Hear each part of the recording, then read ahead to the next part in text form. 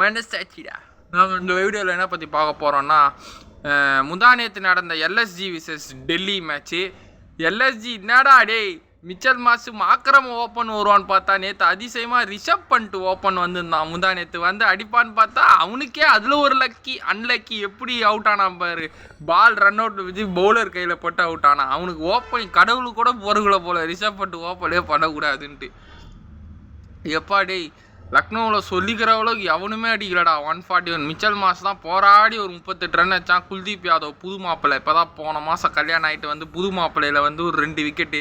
நம்ம தங்கரசு நட்டராஜன் தமிழன்டா, நட்டராஜன் 3 விக்கெட் வந்தான்டா. Back to the form. போன வருஷம் ஆடவே வைக்காமல் 7 கோடிக்கு எடுத்து ஆடவே வைக்காமல் உழைச்சிருந்தாங்க. ஸ்டாருக்கு வேறு இல்லைனாலும் நட்ராஜன் கொடுக்குறாங்களே. இல்லை ஸ்டாருக்கு வந்துட்டாலும் நட்ராஜனுக்கு வாய்ப்பு இருக்குது. ஏன்னா நட்ராஜன் செம பவுலிங் நேற்று. தங்கரசு தலைவன் வேற லெவல் சூற விட்டான் 3 விக்கெட்டு. ஸோ பேட்டிங் ஒன்றும் இல்லை, 140 1 all out Lucknow.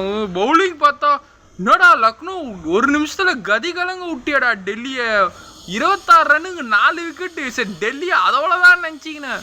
Shami first பாலே அவுட் ஆனா. கேஎல் ராகுல் என்ன ஷாட்ல ஆனான்னு தெரில. ஸ்லோ பாலாக வந்து wide range power player deep side பின்னாடி ஒரே ஒரு ஆள் தான் அந்த இடத்துல கரெக்டாக கேட்ச் கொடுத்தான். கேஎல் ராகுல் அவுட்டு. சமீர் ரிஸ்வி முன்னாள் சிஎஸ்கே பிளேயர். சிஎஸ்கேல ஒன்றுமே அவன் ஆடலை. டெல்லியில் எடுத்தோடனே இம்பேக்ட் பிளேயராக சமீர் ரிஸ்வியை உள்ளே கொண்டு வந்து 70 ரன்னு ஃபினிஷிங் பண்ணிட்டான். மேட்ச்சு முடிச்சிட்டான்.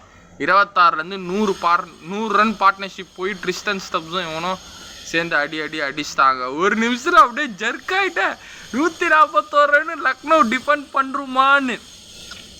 சமீர் ரிஸ்வி வெயிட் பண்ணி பார்ட்னர்ஷிப் போட்டு அடிச்சுட்டான். நல்லா இருந்துச்சு அந்த மேட்ச் முந்தா நேற்று. இன்னைக்கு சிஎஸ்கே பஞ்சாப் வெள்ளிக்கிழமை சாயங்காலம் வேறு டிராஃபிக்காக இருக்கும். எப்படி இருக்குன்னு பார்ப்போம்.